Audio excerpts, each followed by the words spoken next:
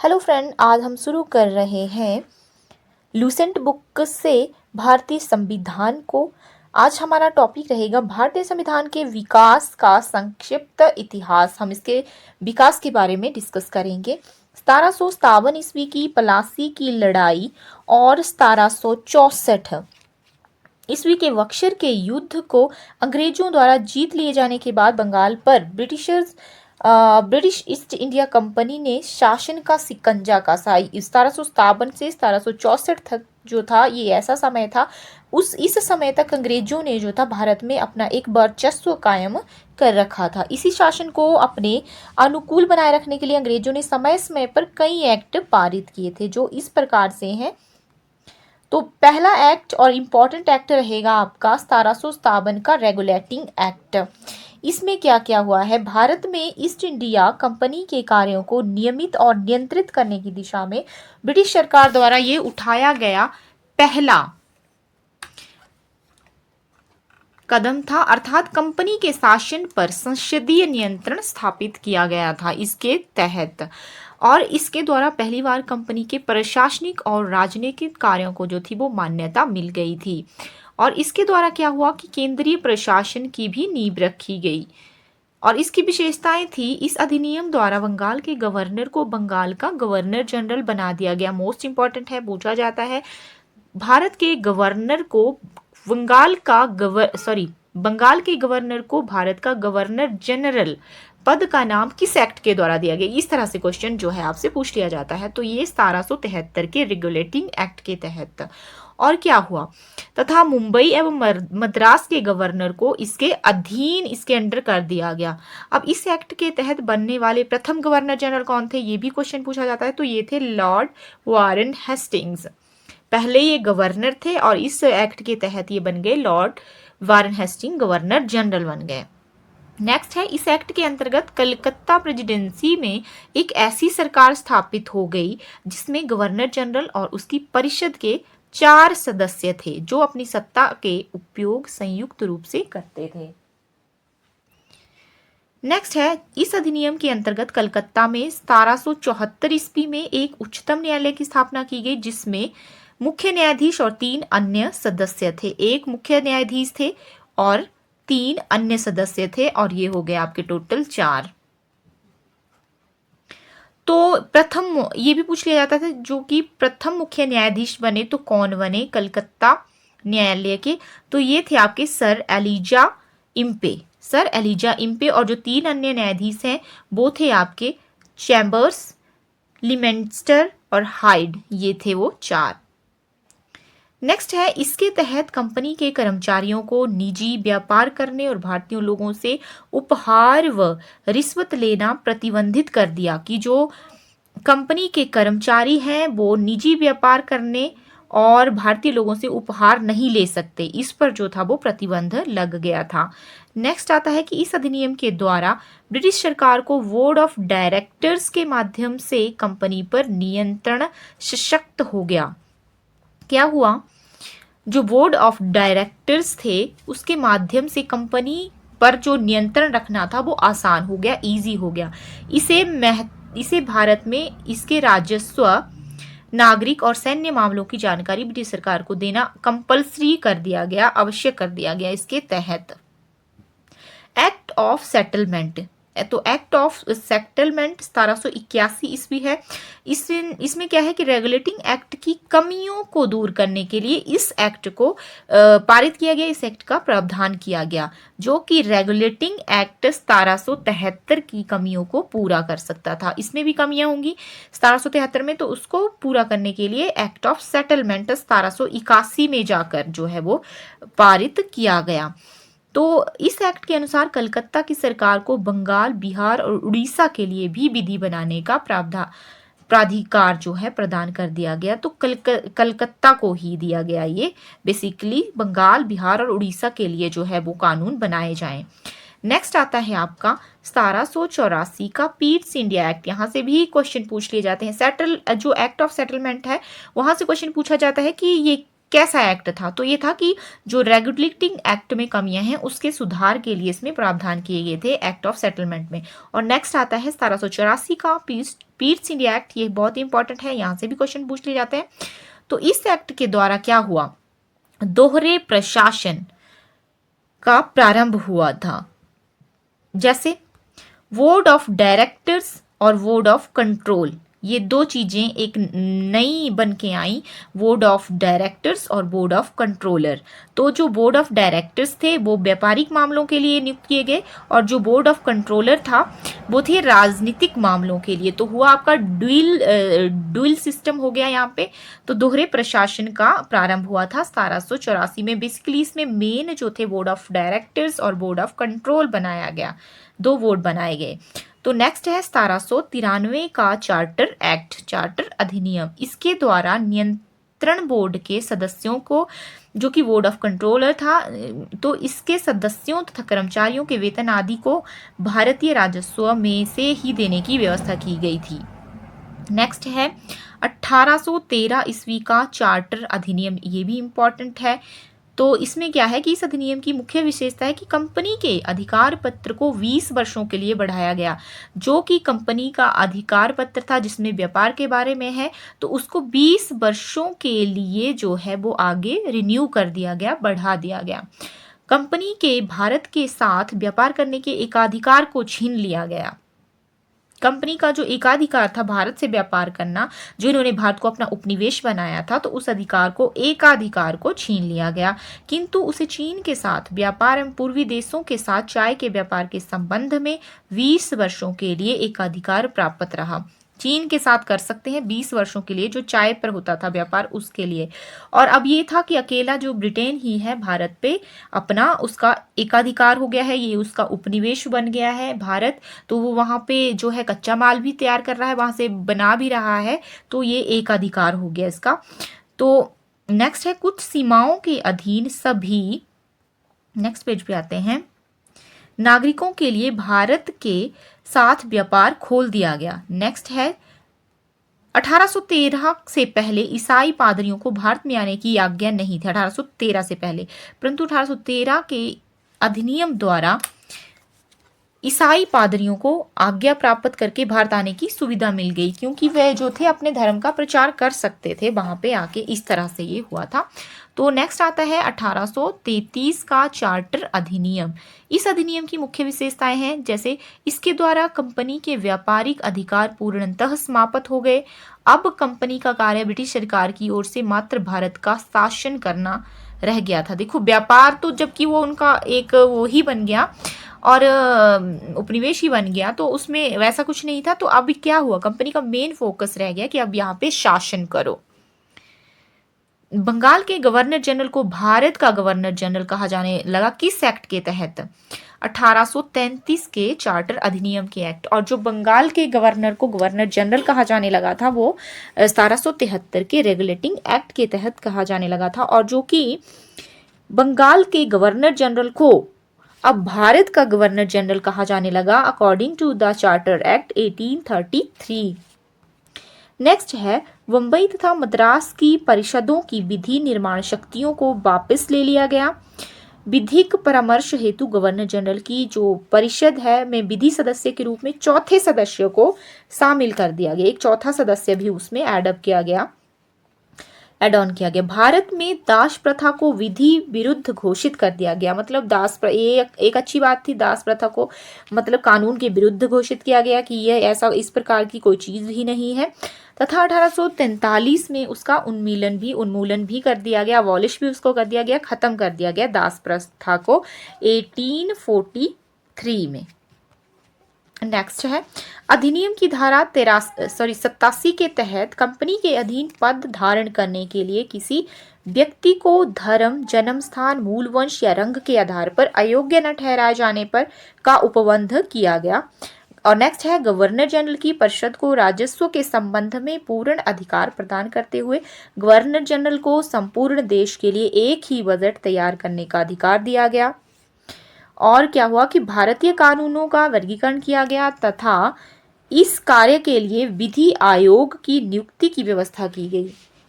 1834 में Lord Macaulay की अध्यक्षता में प्रथम विधि आयोग का गठन किया गया। किसकी अध्यक्षता में किया गया था ये? सॉरी, लॉर्ड मैकाले की अध्यक्षता में। नेक्स्ट आता है 1853 का चार्टर अधिनियम। इस अधिनियम की मुख्य विशेषताएं इस तरह से हैं, जैसे इस अधिनियम के द्वारा सेवाओं में नामजदगी का सिद्धांत जो था वो समाप्त कर कंपनी के महत्वपूर्ण पदों को प्रतियोगी परीक्षाओं के आधार पर भरने की व्यवस्था कर दी गई। जैसे कि कोई अपनी ही इच्छा से अपनों को लगा लेता है तो वैसे नहीं चलेगा। अब ये इसमें परीक्षा एग्जाम्स को जो था बेस बनाया गया, कॉम्पिटिटिव एग्जाम रखे गए, कॉम्पिटिटिव एग्जाम के आधार पर ही जो थे वो पद भरने लगे। अब इसके लिए क्या हुआ? इसके लिए 1854 ईस्वी में मैकाले समिति की नियुक्ति की गई। 1854 में मैकाले समिति की नियुक्ति की गई। इस अधिनियम के द्वारा गवर्नर जनरल की परिषद के विधायी एवं प्रशासनिक कार्यों को अलग कर दिया गया। इसके तहत परिषद में 6 नए पार्षद जोड़े गए जिन्हें विधान पार्षद कहा गया। नेक्स्ट आता है आपका अधिनियम 1858। ये इंपॉर्टेंट है। 1858 का भारत शासन अधिनियम इंपॉर्टेंट है, इसमें से क्वेश्चन आते हैं। इस अधिनियम की विशेषताएं हैं कि भारत का शासन कंपनी से लेकर ब्रिटिश क्राउन के हाथों में सौंप दिया गया। ये चीज हुई कि भारत में जो कंपनी का शासन चल रहा था उसको तो पहले खत्म कर दिया गया। अब ये शासन किसने अपने हाथों में ले लिया? ब्रिटिश क्राउन ने, यानी कि जहां के जो किंग होंगे या क्वीन होंगी, महाराजा होंगे या फिर आपके महारानी होंगे, ये उनके हाथों में चला गया, ब्रिटिश क्राउन के हाथों में चला गया ये वाला शासन। भारत में मंत्री परिषद की व्यवस्था की गई। अब भारत में मंत्री परिषद की व्यवस्था भी कर दी गई। 15 सदस्यों की भारत परिषद का सृजन किया गया, जिसमें कितने भारत परिषद बनी, जिसमें कितने सदस्य थे? 15 सदस्य थे। 15 सदस्य थे। 8 सदस्य ब्रिटिश सरकार द्वारा होंगे और 7 सदस्य कंपनी के निदेशक मंडल द्वारा होंगे। तो भारतीय मामलों पर ब्रिटिश संसद का सीधा नियंत्रण स्थापित हो गया। 1858 के एक्ट के तहत एक तो शासन ब्रिटिश क्राउन के हाथों में चला गया और जो डायरेक्ट कंट्रोल था वो भी ब्रिटिश संसद द्वारा किया जाने लगा और ब्रिटिश संसद के हाथों में चला गया। तो मुगल सम्राट के पद को अब समाप्त कर दिया गया। इंपॉर्टेंट चीज है ये भी यहाँ पे देखना कि ये तो नाम मात्र ही थे, लेकिन फिर भी मुगल सम्राट में जो कि सम्राट का पद था, राजा का पद था, उसको समाप्त कर दिया गया। इस तरह से कोई व्यवस्था नहीं है इस ऐसे करके। इस अधिनियम के द्वारा बोर्ड ऑफ डायरेक्टर्स और बोर्ड ऑफ कंट्रोल को समाप्त कर दिया गया, जो कि इन्होंने पहले बनाया बोर्ड ऑफ डायरेक्टर्स और बोर्ड ऑफ जो कंट्रोलर इन्होंने बनाया था उसको भी खत्म कर दिया गया था। ये बनाए गए थे 1784 के पीट्स इंडिया एक्ट के तहत, बोर्ड ऑफ कंट्रोल और बोर्ड ऑफ डायरेक्टर्स, तो इसको भी खत्म कर दिया गया। भारत में शासन संचालन के लिए ब्रिटिश मंत्रिमंडल में एक सदस्य के रूप में भारत के राज्य सचिव यानी कि secretary of state for India की नियुक्ति की गई। वह अपने कार्यों के लिए ब्रिटिश संसद के प्रति उत्तरदायी होता था और भारत के प्रशासन पर इसका संपूर्ण नियंत्रण था। उसी का वाक्य अंतिम होता था, चाहे वह नीति के विषय में हो या फिर अन्य ब्यौरे के विषय में। और भारत के गवर्नर जनरल का नाम देखो, अब इस एक्ट के तहत और क्या हुआ कि जो बनाया गया भारत का गवर्नर जनरल बनाया गया, उसका नाम बदलकर वायसराय कर दिया गया। क्या कर दिया गया? उसका नाम वायसराय कर दिया गया। किस एक्ट के तहत किया गया?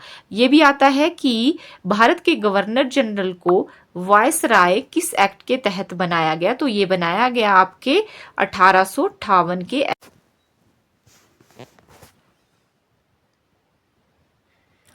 भारत के गवर्नर जनरल का नाम जो है बदलकर रख दिया गया वायसराय।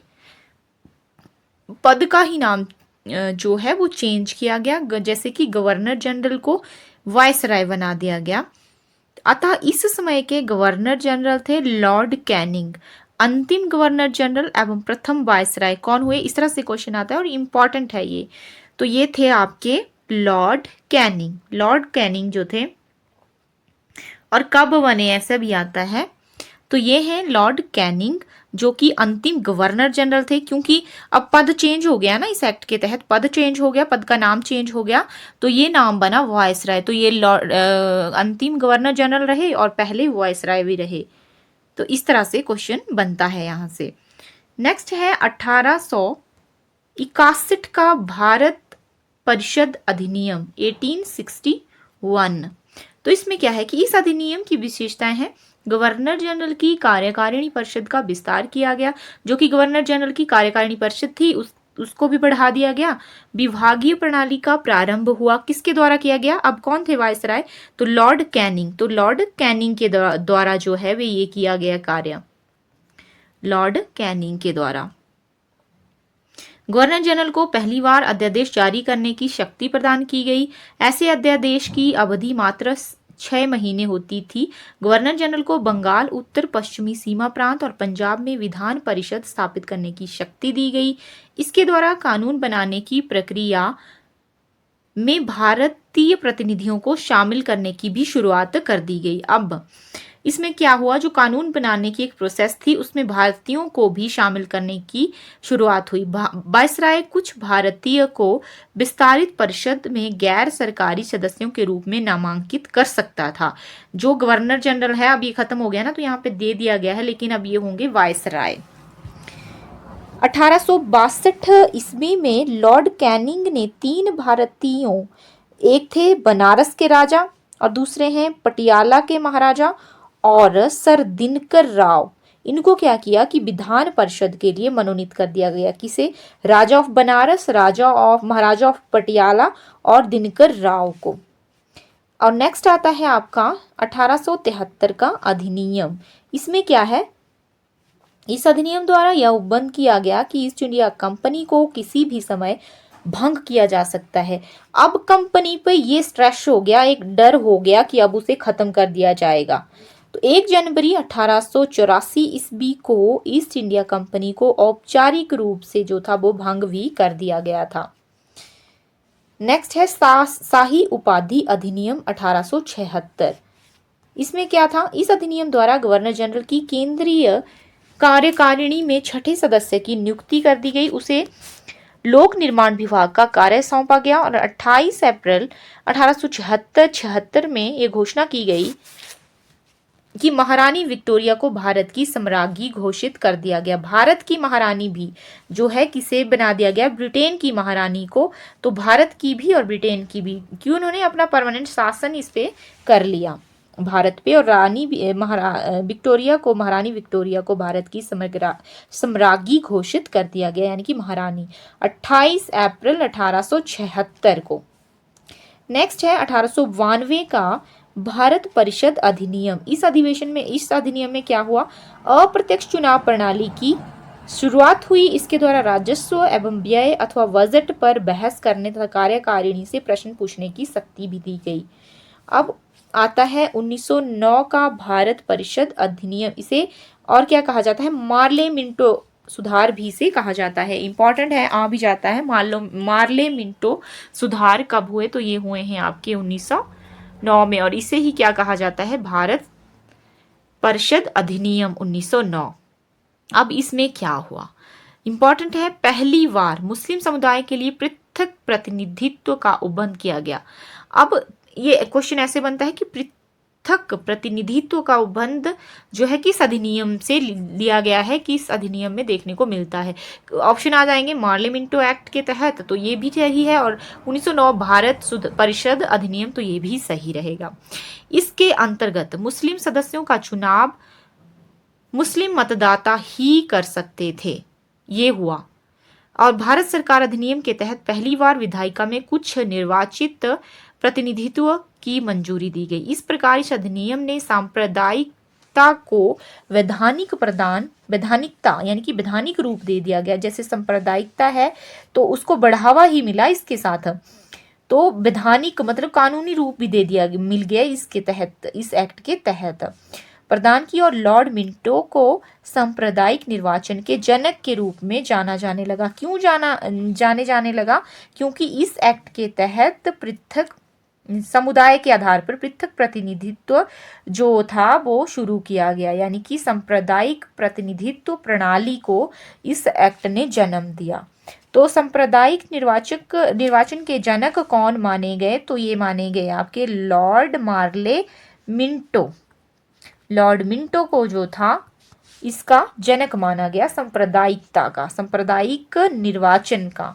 भारतीयों को भारत सचिव एवं गवर्नर जनरल की कार्यकारिणी परिषदों में नियुक्ति की दी गई। केंद्रीय और प्रांतीय विधान परिषदों को पहली बार बजट पर वाद विवाद करने, सार्वजनिक हित के विषयों पर प्रस्ताव पेश करने, पूरक प्रश्न पूछने और मत देने का अधिकार मिला। प्रांतीय विधान परिषदों की संख्या में वृद्धि हो गई।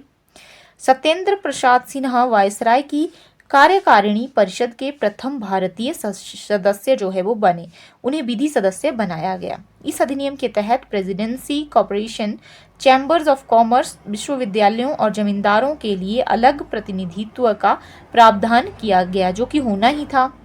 1909 एक नोट दिया गया है। 1909 में लॉर्ड मार्ले इंग्लैंड में भारत के राज्य सचिव थे और लॉर्ड मिंटो भारत के वायसराय थे। भारत के वायसराय थे और वहां पे इंग्लैंड में ये क्या थे? भारत के सचिव।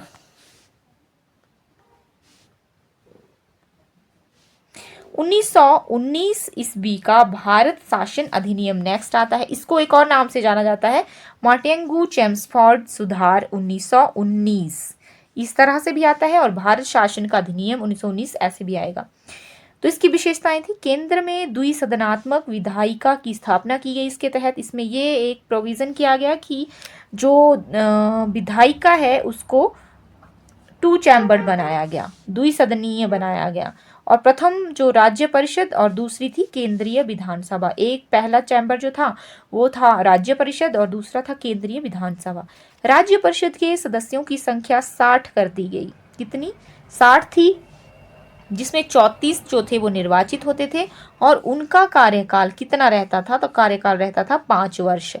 और केंद्रीय विधानसभा के सदस्यों की संख्या थी 144, जिसमें से 104 निर्वाचित, 40 मनोनीत होते थे और इनका कार्यकाल रहता था 3 वर्ष। दोनों सदनों के अधिकार समान थे। इनमें सिर्फ एक अंतर था कि बजट पर स्वीकृति प्रदान करने का अधिकार निचले सदन को था। और नेक्स्ट है, प्रांतों में द्वैध शासन प्रणाली का प्रवर्तन किया गया। प्रांतों में द्वैध शासन के जनक कौन थे? प्रांतों में द्वैध शासन के जनक, ये भी क्वेश्चन आता है, लियोनस कार्टियस को माना जाता है प्रांतों में द्वैध शासन को जन्म देने वाले। इस योजना के अनुसार प्रांतीय विषयों को 2 उपवर्गों में विभाजित किया गया। एक को आरक्षित में रखा गया, एक को हस्तांतरित में रखा गया। हस्तांतरित या अंतरित। आरक्षित विषय कौन से थे? वित्त, भूमि, कर, अकाल, सहायता, न्याय, पुलिस, पेंशन, आपराधिक जातियां, क्रिमिनल ट्राइब्स, छापा खाना, समाचार पत्र, सिंचाई, जलमार्ग, खान कारखाना, बिजली, गैस, वायलर, श्रमिक कल्याण। इस तरह से आप देख सकते हैं मोटर गाड़ियां, छोटे बंदरगाह और सार्वजनिक सेवाएं आदि। ये बता दिए गए आरक्षित विषय। और हस्तांतरित विषय कौन कौन से थे? जैसे कि शिक्षा, पुस्तकालय, संग्रहालय, स्थानीय स्वायत्त शासन, चिकित्सा सहायता, सार्वजनिक निर्माण विभाग, अबकारी उद्योग, तौल माप, सार्वजनिक मनोरंजन पर नियंत्रण, धार्मिक और अग्रहार दान। ये बना दिए गए आपके हस्तांतरित विषय। आरक्षित विषयों का प्रशासन जो था गवर्नर और उसकी कार्यकारी परिषद के माध्यम से किया जाता था, जबकि हस्तांतरित जो विषय थे उन पर प्रशासन था गवर्नर द्वारा विधान परिषद के प्रति उत्तरदायी मंत्रियों की सहायता से।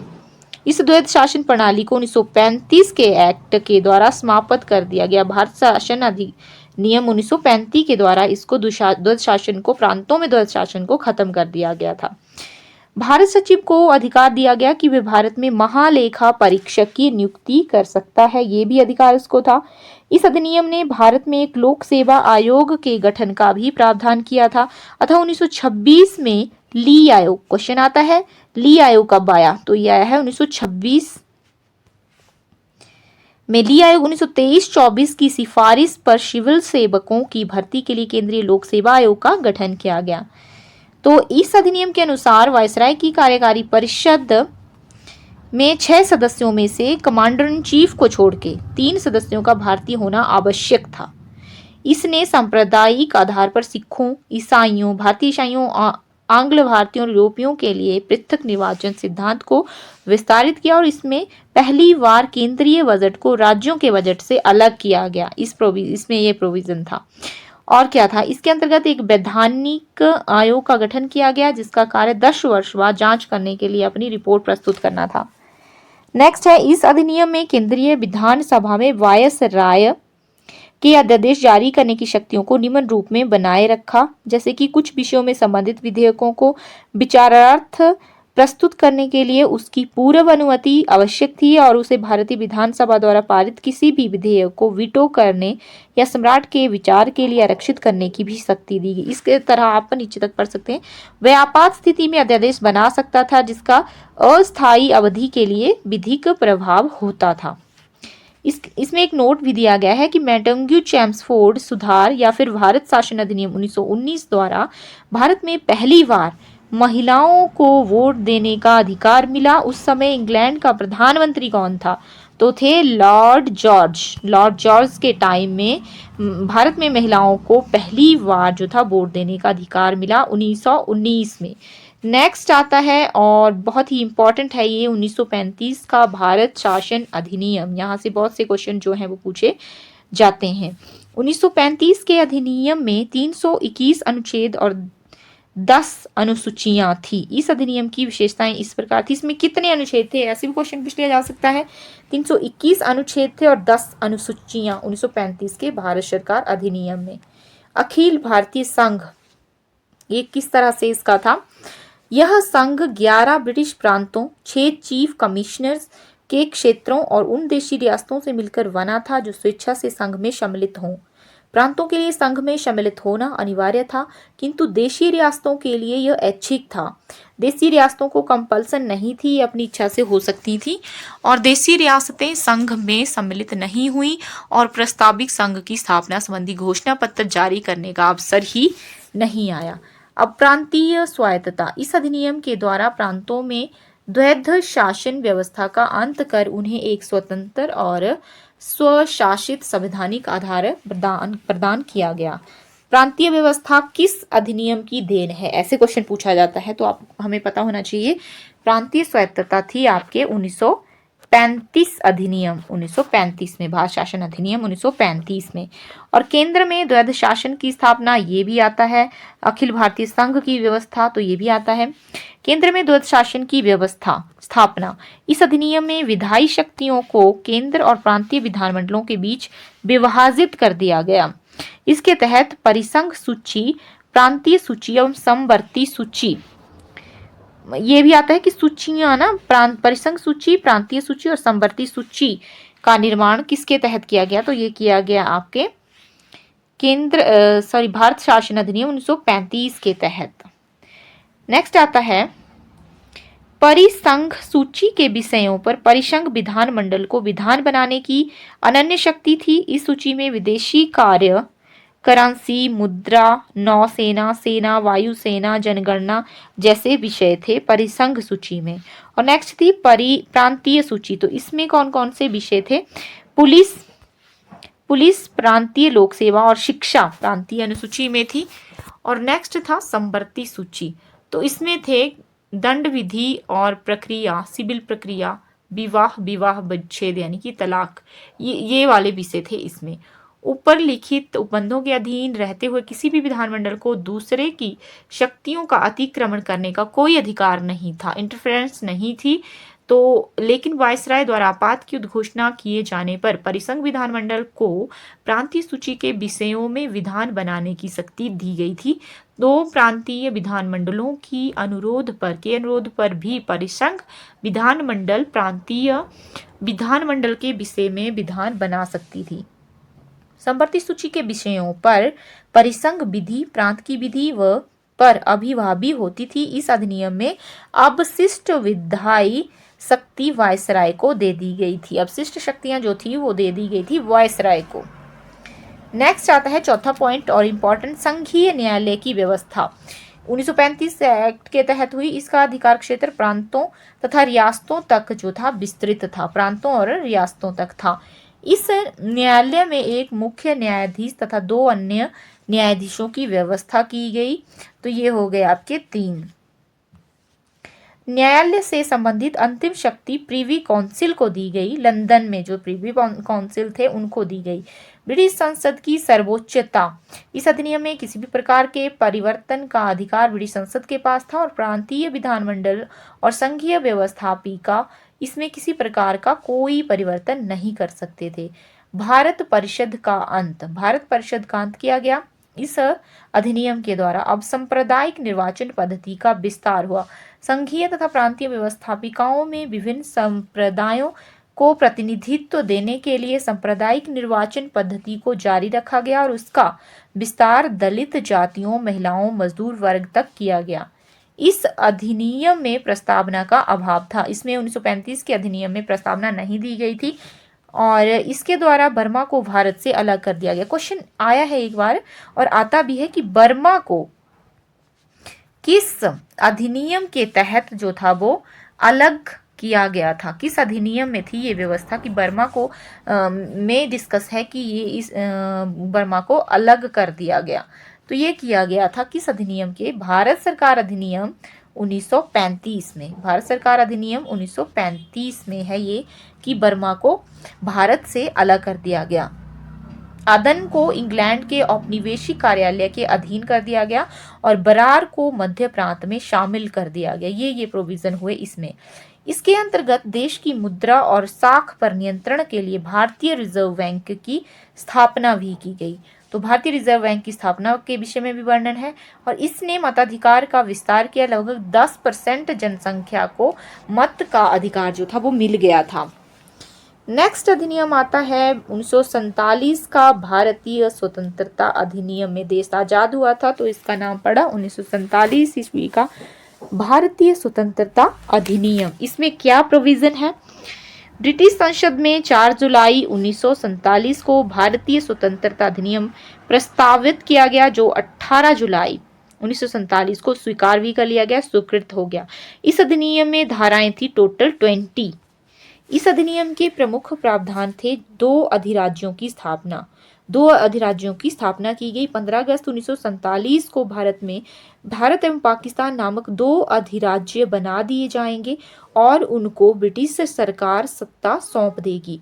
सत्ता का उत्तरदायित्व दोनों अधिराज्यों की संविधान सभा को जो है वो सौंपी जाएगी। भारत एवं पाकिस्तान दोनों अधिराज्यों में एक एक गवर्नर जनरल होंगे जिसकी नियुक्ति उनके मंत्रिमंडल की सलाह से की जाएगी। गवर्नर जनरल का पद अब पुनः आ गया था। वायसराय के बाद गवर्नर जनरल बने। संविधान सभा का विधानमंडल के रूप में कार्य करना। जब तक संविधान सभाएं संविधान का निर्माण नहीं कर लेती तब तक वे क्या करेंगी? विधानमंडल के रूप में कार्य करती रहेंगी। भारत मंत्री के पद समाप्त कर दिए जाएंगे। और है 1935 के भारतीय शासन अधिनियम द्वारा शासन जब तक संविधान सभा द्वारा नया संविधान बनाकर तैयार नहीं किया जाता तब तक उस समय 1935 के भारतीय शासन का अधिनियम द्वारा ही शासन होता रहेगा। मतलब 1935 का जो भारत शासन अधिनियम था उसके तहत ही रूल होता रहेगा जब तक कि संविधान सभा अपना संविधान तैयार ना कर ले। नेक्स्ट है देशी रियासतों पर ब्रिटेन की सर्वोपरिता का अंत हो गया। जो देशी रियासतें थी अब जो लंदन से शासन हो रहे थे वो नहीं होंगे, वो खत्म हो गए। उनको भारत या पाकिस्तान किसी भी अधिराज्य में सम्मिलित होने और अपने भावी संबंधों का निश्चय करने की स्वतंत्रता भी दी गई। नेक्स्ट है इस अधिनियम के अधीन भारत डोमिनियन को सिंध, बलूचिस्तान, पश्चिमी पंजाब, पूर्वी बंगाल, पश्चिमोत्तर सीमा प्रांत और असम के सिलहट जिले को छोड़कर भारत का शेष राज्य क्षेत्र मिल गया था। नोट है कि सिलहट जिले ने भारतीय स्वतंत्रता अधिनियम 1947 के प्रवर्त होने के पूर्व जनमत संग्रह में पाकिस्तान में पक्ष में मत दिया था। जब जनमत संग्रह हुआ था, जनमत संग्रह से ही जो थे राज्य भारत और पाकिस्तान में मिले हैं, तो सिलहट जिले ने भी पाकिस्तान के पक्ष में जो था वो वोट किया था, उधर जाने के लिए मत दिया था। नेक्स्ट आता है हमारा मेन मोस्ट इम्पॉर्टेंट टॉपिक, भारतीय संविधान सभा। इसे हम डिस्कस करेंगे।